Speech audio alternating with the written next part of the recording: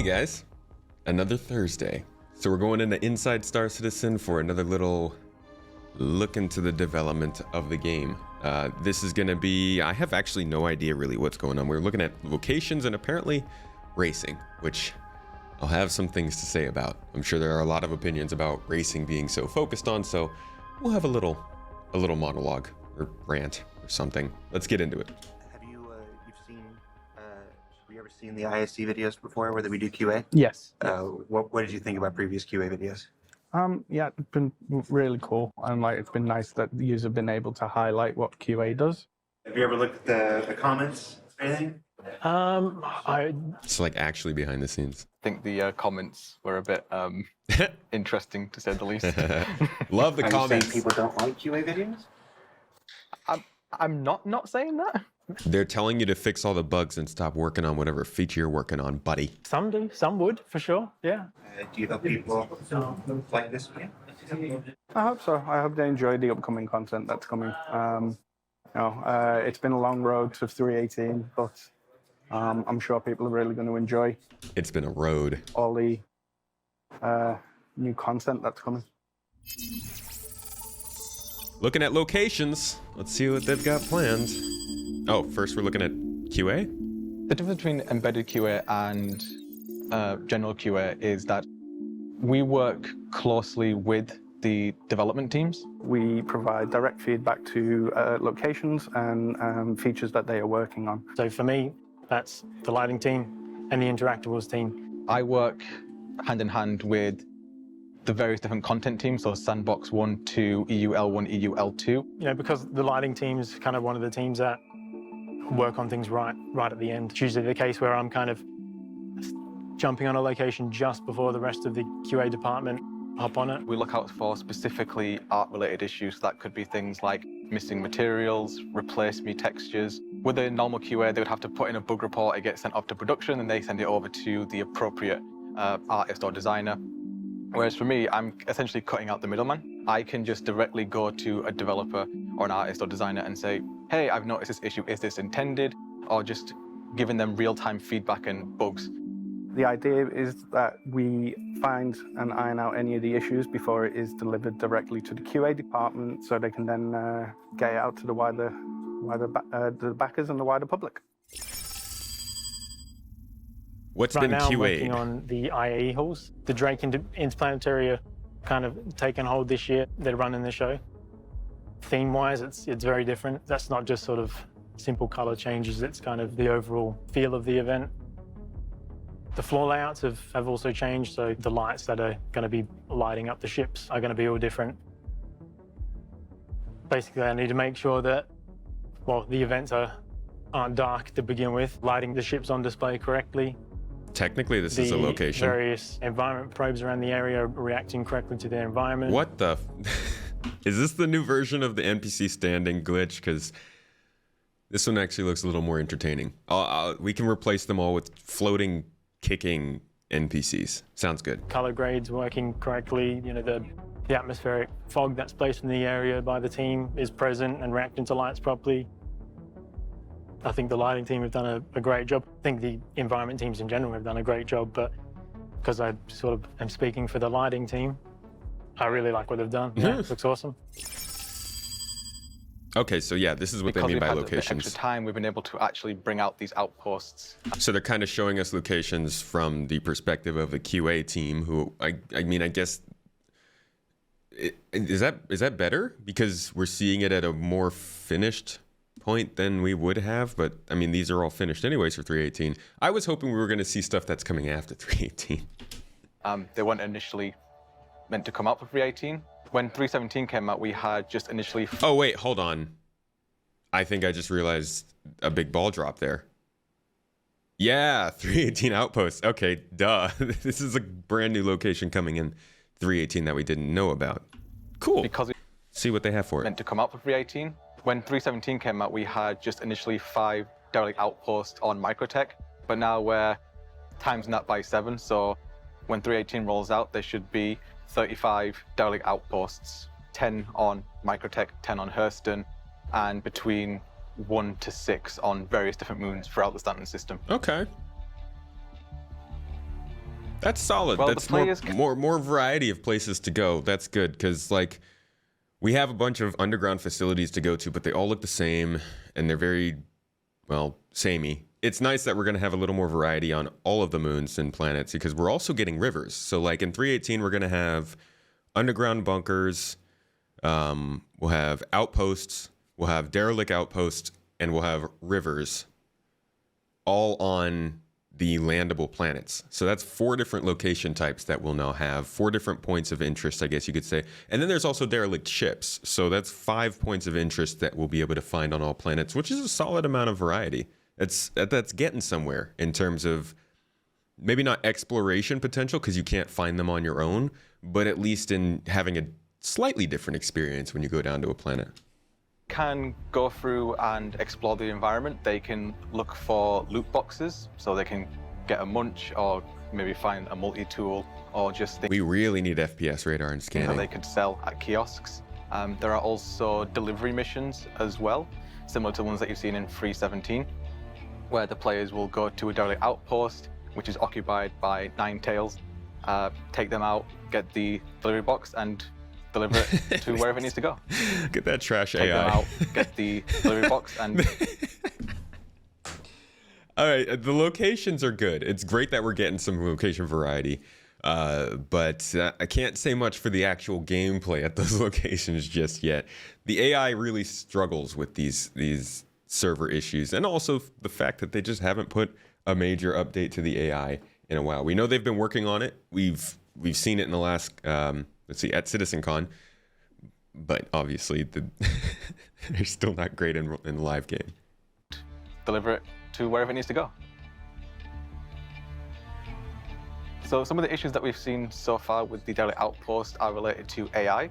As you might have seen in Surprise! CitizenCon, there have been some updates to the combat AI, and it's kind of slowly making its way into the PU. So there's a few little teething issues there just to make sure that the AI are See, this is what I'm trying to hear. Like, how quickly is this combat AI going to be in the game? Are we going to see some of it in 318? actually working correctly within the derelict outpost on the planets and hopefully not walking into walls. Hopefully. Because 318 is got a lot of content coming, with say like PES, for instance, it has been a bit more of a challenging release just because obviously the new issues that are coming up because of PES. But I think that the teams are tackling it as quickly as they possibly can. We're thankful that we're getting the extra time to kind of really flesh it out and make sure that it's a quality release for the players. So some of the things that we've been hearing about / reading about in monthly reports do sound like they're going to make gameplay around these areas much better. Things like some of the enemies having railguns and rockets. Being able to target and actually see vehicles, that's something that we haven't been able to, we've never felt in danger when flying into these locations. Even the ability for them in vehicles to see us on the ground, that could be something that we see with these dropships that come in with reinforcements afterward. We've also been seeing them talk about stealth gameplay, being able to distract some of these people on patrols, being able to kind of throw things to distract them and all this stuff. So it's like, we know there's a lot of development going on with AI. What we don't know is whether or not it's actually going to play into these locations this early, especially since clearly there's still a lot of problems with the server that are blocking us from even experiencing a lot of those things. 4.0. Currently, I am working things. on the new rest stop stations that are going to be found in the Pyro system once we release that in the upcoming 4.0 patch. Because these stations are lawless and there's going to be no like green zones to govern your behavior on the stations, we're going over it just to make sure that the locations are fun for the backers to engage in combat. So we've been covering stuff like sniping spots, combat routes, balance against facing AI, also identifying potential issues with the environment that might hinder the gameplay experience, such as potential issues with lighting and fog, potential bottlenecks and choke points in the station layout that might cause problems for players and end up getting bottlenecked by another hostile group. We found some issues with some of the environmental puzzles currently. There's a bit of desync. If I was to disable, say, an electronic trap, it would not show up for the other player. So we've been working, like getting some debug and stuff to make sure that the devs are fully aware of what the issue is and they can rectify this before a wider release. There's a dramatic difference between these stations and the ones that are found in the Stanton system. They're very dark and oppressive in nature, very run down, and they offer a lot more gameplay opportunities for players, and also a lot more possibilities and overall experience that the current rest stops just are not capable to cater to. I appreciate them using locations that are kind of normalized for us and changing up their use, giving them more gameplay. He mentioned electronic traps there and environmental missions, so clearly we're going to have some exploration gameplay and some interesting pseudo combat situations, I guess, in the space stations. We heard about this a long time ago. I don't know how many of you remember back when we were around, I want to say 3.4, maybe 3.5, and it really felt like they had some good things planned for the next couple of years. Something shifted, everything got set back. I think it was probably kind of like, it was probably realizations that iCache and server meshing and all that stuff was going to take a long time. And we were kind of seeing signs of like derelict spaceships and stuff like that. They showed up on the roadmap briefly. And I bet you this is what they had planned for that stuff. So it's good to finally see it coming into the game. But until we know what kind of gameplay or how the gameplay will actually be mixed up with these locations, all they are just abandoned space stations right now. So we'll probably hear more about that next year, but cool preview. Try to emphasize to the community is just how important and respected QA is within CIG. Oh, yeah. Constantly looking out for issues and ensuring that the quality of the game is as high a standard as possible. Once we've been through a stretch and we've got a new patch out to see how the backers are responding to the new content. I love knowing that a QA tester's got that Master Chief, that Mjolnir helmet, front and center. Let's get some power armor, yeah? Or like aliens. And to see how they're enjoying it. It's always a highlight to see just how many people enjoy what we're doing. Appreciation, I'm sure there's people QA. out there, some of our backers that would want to get into this industry, and the QA is a good Entry-level position. entry-level position. Yeah, Look right into this camera and say, we're hiring. we're hiring. That's it. What do you mean? We're already... You've already got millions of us. No, I'm kidding. I actually almost did QA. I wanted to get into the gaming industry, so I started learning coding. When we moved here to Turkey, I didn't have anything I could do for work, so I started getting into coding. I was starting to really push to do QA stuff to see if I could start working remotely as a dev at some point in the next couple of years. And then I also made videos on the side, and obviously one of those went better than the other. Quality assurance teams are an essential element of any video games development, and embedding them right there into the pits next to the designers, next to the artists, next to the programmers allows for a synchronicity of purpose and an acknowledgement of necessity that's been a hallmark of Star Citizen's development for years. And while technical teams continue to put Alpha 3.18 through its paces ahead of its now scheduled December release, the delay from its original publish has provided a number of limited opportunities to content teams to afford them chances they might not otherwise have been able to utilize. And for Hold on. Are you giving our delays a silver lining, sir? Careful. No, I do feel like even despite the delays, has anybody else noticed that each patch this year has started to get a couple extras in that we weren't getting in the past, kind of little bits and pieces that actually make a decent difference, either quality of life wise or even sometimes content wise? It's good. Let's see what racetracks are going to do for us, though. For members of the EU Sandbox 1 team, that means getting to continue an initiative started earlier this year to research community-created racetracks in the Stanton system and find new ways to incorporate them officially into the very fabric of the persistent universe. So the Yellow racetrack was taken inspiration from one of the racetracks built by the community, Wait a which second. was Wait a second. Prospects racetrack on the Star Citizen Racing Discord, I believe. So there are some on there that are exact. We've taken, direct copies of those tracks, but the yellow one is a little bit different because we've moved it slightly away from Grimhex into No! the asteroid field. I thought this was going to be the Grimhex race. He's taken, a course and he's made it for the players to play.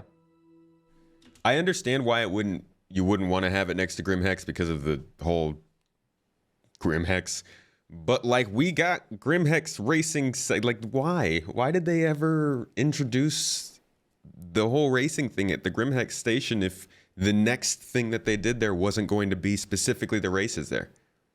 It was like it was back at the time when CIG was just pumping out locations just to do it, the racetracks, the cargo decks, all that jazz. But like this was a really good opportunity to do something with that, make it actually worthwhile. Bummer that they had to move it away. I think it's just really nice to have more space POIs. We have, you know, attractions like Grimhex, but we need more in the surrounding vicinity. So, you know, it might be a case of where you're just flying through the asteroid ring in Yila, trying to get to the planet's surface, and you come across something like this. And we've really built up the structures with refinery modules and cargo modules that we've used before. So it's a nice point of interest, and also it looks cool. You know, we're using lots of the natural formations of the rocks themselves and also asteroid tethers and stuff like that that are already in the game. Those are our natural checkpoints for the race. That's good. I think it's really cool that we have a community that we can take inspiration from and build something of our own. As much as we play test, as much as we spend time in the engine, the players are the ones who are spending hours and hours refining their skills and thinking of new activities to do. So for example, with the Grim Prospects racetrack, it was quite bare, you know, they were just racing around a pre-memorized route, going around all of these asteroids. But now we can really delineate that race and, you know, we can art it up and make it look pretty as well, so people have more memorable moments to talk about. Now all we need is Star Citizen Forge so that our players can start making these tracks themselves. I like what they're doing here, I do. We'll wait until the end to talk about if we like the timing.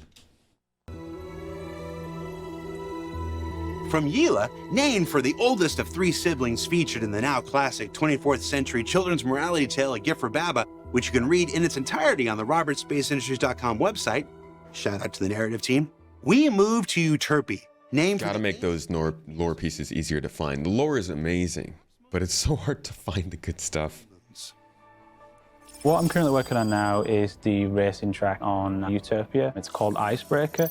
I believe it was actually from the community originally. And what we did is we took that initial bare-bone structure and we basically created, using the Microtech prefabs and assets, is we actually created like a little research facility base. Wow, that's a big location. We kept the Please give that place an interior someday, folks. Like, if you have to take away work from putting 3 outposts down on the planet to give that place an interior where we could do deliveries or something, that'd be pretty cool. Multi-use locations are dope. Tight. path as close as we could to the initial community racetrack. But what we've done is we've added bits of flavour in from structures to fly past, structures to fly under. And then we've done a bit of a lighting pass to kind of help navigate the player around the space, but without feeling like the intention beforehand was meant to be for racing. It was meant to be this kind of large open front sea kind of facility with like long struts coming out and kind of good. There's good vantage points as well for like when the players come together, that we have little landing pad spots that where you could group up, get together, you could watch your teammates flying around, trying to beat one another kind of competitively. On Uterpia, there's not actually tons of POIs, and I think, to be honest, this new space, this new location is... Oh wait, yeah, this is Uterpy. This isn't even Microtech. Jeez. This is a huge location to just have on a moon. I wonder how they're gonna how the lore updates to feature these parts. It really kind of makes me realize that like Stanton is super freaking empty. I mean, it's been around for a long time and you would expect it to have a lot of locations, but we look at these little one-room outposts on the moons and in reality, it'd probably be like pretty large locations like this, right? I don't actually know, but it's kind of interesting to think about how it's going to change with the lore if they need to keep introducing larger locations and what they'll do to fill them out. I know there's a lot of people who are probably like, no, keep working on new systems, but this is interesting to see how they develop Stanton out with new locations. Going to be one of the key locations on this moon. Now, these two new racetracks on Yila and Uterpy make up only a third of the community creations being canonized in the upcoming Alpha 3.18. And we're going to be showcasing even more being created by our partners at Turbulent on tomorrow's Star Citizen Live. But before we leave the topic this week, here's a brief visual teaser of EU Sandbox 1's third track this patch on the surface of ArcCorp on the outskirts of Area 18. Ooh, like a city racetrack.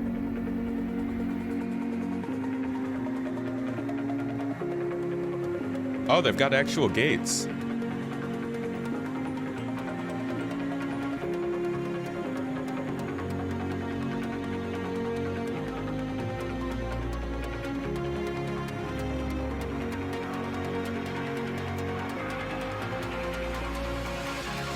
Give me a bird's eye view. Ah, no sense of scale. So what did we learn this week? Well, we learned that like the developers sitting beside them, embedded QA are often found working on patches for next week, next month, and next year all at the same time. That the number of outposts and racetracks in the stand system are expected to explode in the upcoming Alpha 3.18. And that we're always going to look to the community for inspiration when it comes time to add additional content to the persistent universe. Now, don't forget that tomorrow we'll be talking with our friends at Turbulent about even more community racetracks coming online in Alpha 3.18. And then, of course, next week is the start of our annual Intergalactic Aerospace Expo 2952, where almost every single ship and vehicle in the Star Citizen universe gets its moment to shine. You can learn all about it up on the robertsspaceindustries.com website. Cool. For Inside Star Citizen, I'm Jared Huckabee, and we'll see you all here next week. Okay, so there's probably two different groups of people.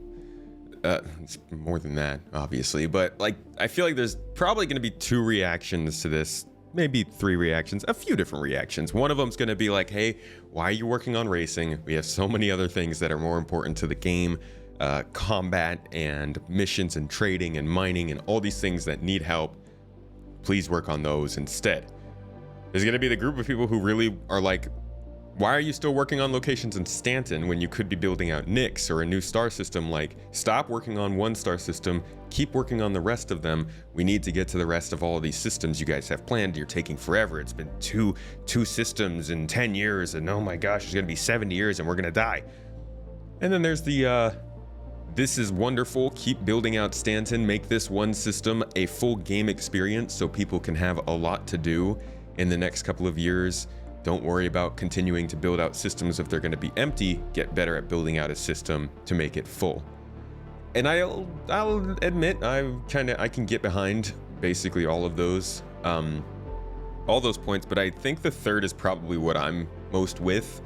I like that they're building this system out and learning how to quickly deliver, specifically in this scenario, deliver locations using assets they've already made. Not only, I imagine, is that good practice, but it actually is adding new locations for us. I mean, we've all been dealing with the same exact spots. A lot of us are tired of going from outpost to city to station to city to outpost to city to station. And like being able to go to like, I don't know, a ruin or a crashed spaceship or a research facility or a security station, having that like variety of locations makes the game feel a lot better. They get the locations in, they start to get the voice lines in, they get better air traffic control in, they get NPCs flying around. Suddenly this feels like an actual game. Yeah, in one star system, but at least atmosphere-wise. Now, obviously gameplay is something else. Getting good mining and salvage and all that stuff in is something else entirely, and we'll talk about the cargo refactor on my stream later today. But location and atmosphere wise, I feel like this is a really good thing for them to be doing, and I'm happy to see it. And racing doesn't really seem to take much else besides making the locations and a couple of those gates and waypoints. I don't really see a problem with that. Racing is a part of the game. It has been a part of the game. It was one of the first parts of the game, and we know that it has stagnated in the last few years. They're going through all the different gameplay segments and updating them. They've done a lot of mining stuff. They've done a lot of combat stuff. They're doing salvage stuff right now. We also know they're working on things like hacking and engineering. It's okay for us to get a racing update, I think, as long as it's not over and over and over and over and they're still working on everything else. So I'm excited to see this. I look forward to seeing what the racing community does with it and what maybe CIG can do with these locations besides just racing. But anyways, It's been good. Feel free to subscribe for more, and I'll see y'all next week.